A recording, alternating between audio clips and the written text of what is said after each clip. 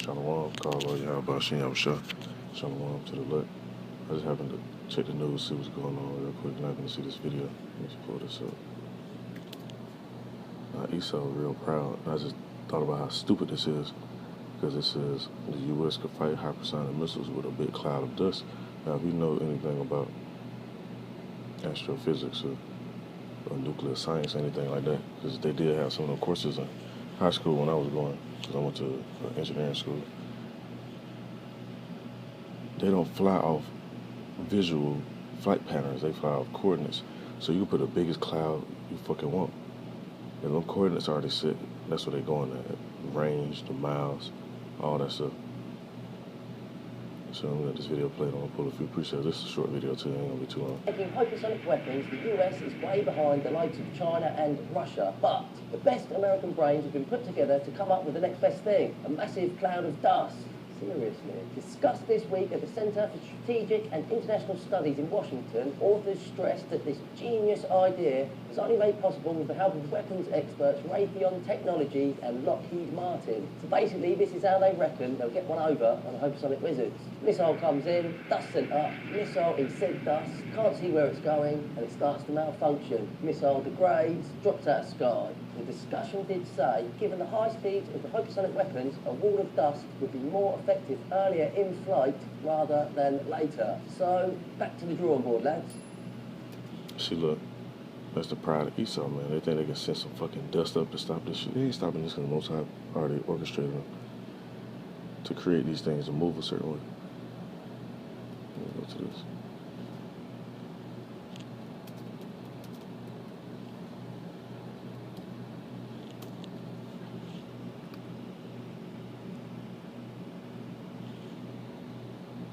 Book of Isaiah, chapter 54, verse 16, it says, Behold, I have created the smith that bloweth the coals in the fire, and they bring forth an instrument for his work, and I have created the waster to destroy. So the Most High created them, I won't say if, as he created them to do what they do and come up with these inventions. If they can't put the spirit on them to make sure they maneuver and do what they're supposed to do. They're not flying by visual flight patterns, like I said. And you can research this for yourself. Don't just take my word for it. They actually fly by coordinates. They put in the coordinates. They wanted to hit 758 miles away at a certain point. That's where it's going at. They want that shit to hit 37 miles away. That's that shit going at. They wanted to hit 11,000 miles away, or kilometers. That's what it's going at. They ain't going by, oh, we just gonna put a camera in there and let it fly and see where we're going at. No, that's not what it's doing. Let me go to another preset. Then I'll end this up.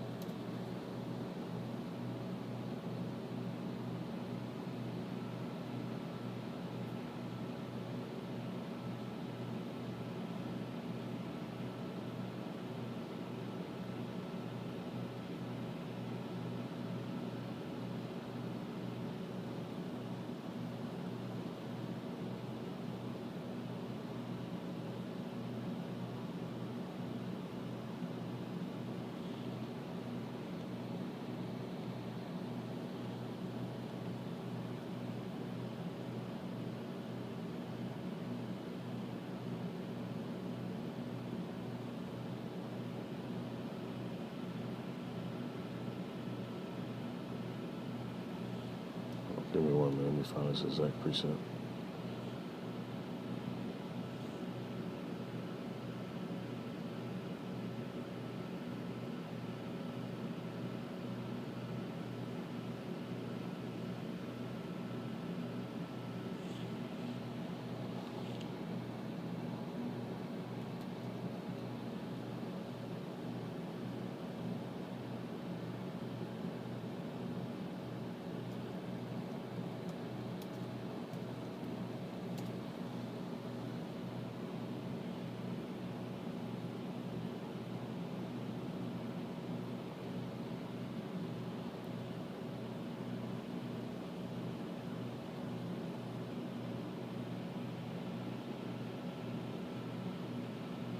All right, it's in the book of Jeremiah, chapter 50.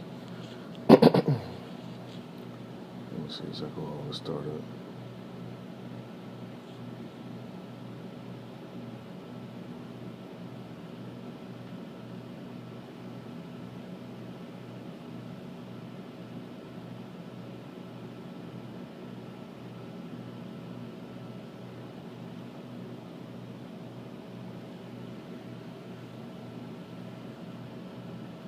I'm starting at verse 29. It says, "Call together the archers against Babylon, all you that bend the bow, camp against it round about, let none thereof escape.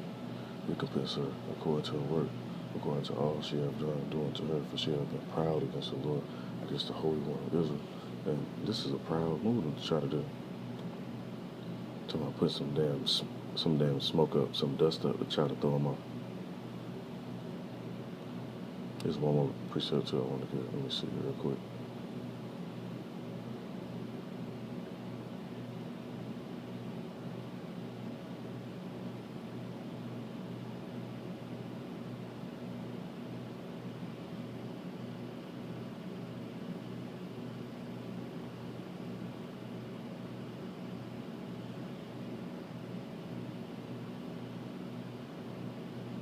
I'm just read on down now. This is precept that says none shall break their ranks. You know, I'm trying to type it in, but sometimes you actually put it in the hub. It's word sensitive, so you really gotta have the exact wording. So I know you can know exactly what I'm talking about. And if you look at Jeremiah still in chapter 50 and verse 40, it says, as Yahweh overthrew Sodom and Gomorrah and the neighbor cities thereof, saith the Lord, shall no man abide there, neither shall any son of man dwell there. Behold, a people shall come from the north, and a great nation of many kings shall be raised up from the coasts of the earth. Which you see that going on now. It said they shall hold a bow and lance, they are cruel and will not show mercy.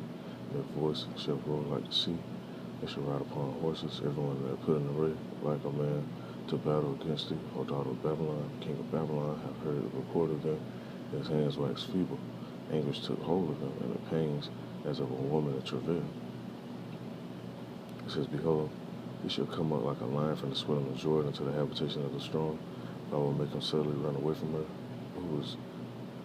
who is a chosen man that I may appoint over her, but who is like me, who will appoint me the time, and who is that shepherd that will stand before me. Therefore he the counsel of the Lord Yahweh, that he hath taken against Babylon and his purposes, that he hath proposed against the land of the Chaldeans. Surely the least of the flocks shall draw them out, surely he shall make the habitations desolate with them.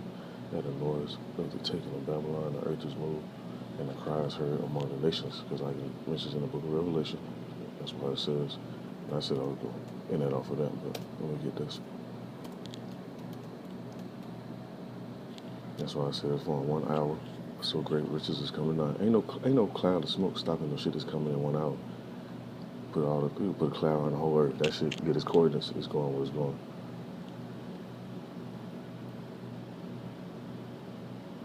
It says in the book of Revelation, chapter 18 and verse 17, for in 1 hour so great riches is come to naught, and every shipmaster and all company of ships and sailors, as many as trade by sea, stood afar off. And those nations, they're going to be crying, because like I mentioned in a previous video, they're not going to be able to eat off the labor that our people do. Because just say all our people left America, known as Babylon as well in the scriptures. This place will definitely crumble, because we the ones that spend most of the money. Especially when it comes to like celebrities and stuff. Celebrities paying all these jewelers, getting all these cars, foreign cars, different houses, different pieces of land, restaurants, clothing, weaponry. If you check the statistics, hey, these past couple of years, our people bought more arms than Esau. So, hey, once these other countries realize that this place through, and they can't do no trading and none of that stuff for this place no more, they're gonna cry. They're gonna be pissed. They're gonna be hurt. Then they're gonna be trying to scramble and see who's gonna be next to be the top dog. Which Russia want to be top, China want to be top, but they're not though. It's gonna be the kingdom of Yahweh by Hashem Yahushua, with the rule on earth being King David and the rest of the elect. And that's gonna be the new government. And if you got a righteous mind, righteous spirit, you should want that anyway, because the government that you got in place now, they don't fuck about you. They just want to push their agenda and go hide out in the caves and in space stations and shit. So I'm gonna end this video off. I ain't want to go on too much about it. I just wanted to post this up because I thought this would be edifying. The outer one right side was edifying. So call Yahweh Shem Yahushua. Shalom to the left.